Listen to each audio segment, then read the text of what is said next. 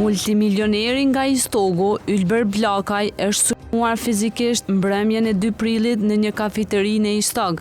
Gazeta Insideri mëson se biznesmeni Ylber Bllakaj, i njohur me nofken Dila, derisa ka qenë duke qëndruar brenda hapësirave të një lokali në Istog, është sulmuar fillimisht me grushte e pastaj është goditur me armë zjarri mbrapa kokës.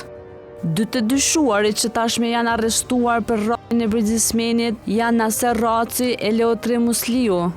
Ata kishin hyrë brenda hapësirave ku përqendronte Bllakaj dhe e kanë rrahur brutalisht.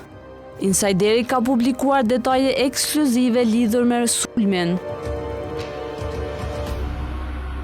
Sipas burimeve, dyshohet se sulmi ndaj biznesmenit Bllakaj ndërlidhej me një konflikt për çështjen e një prone.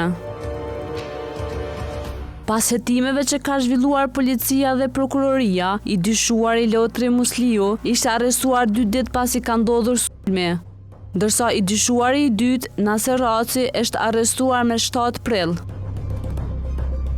Zëdhënësi i prokurorisë në Pej, Shkodran Nikshi, ka konfirmuar për Insiderin se i arrestuari i dytë, Naser Raci, akuzohet për lëndim të lëndë trupor dhe përdorim të armës, ndërsa i arrestuari tjetër është ndaluar për 48 orë.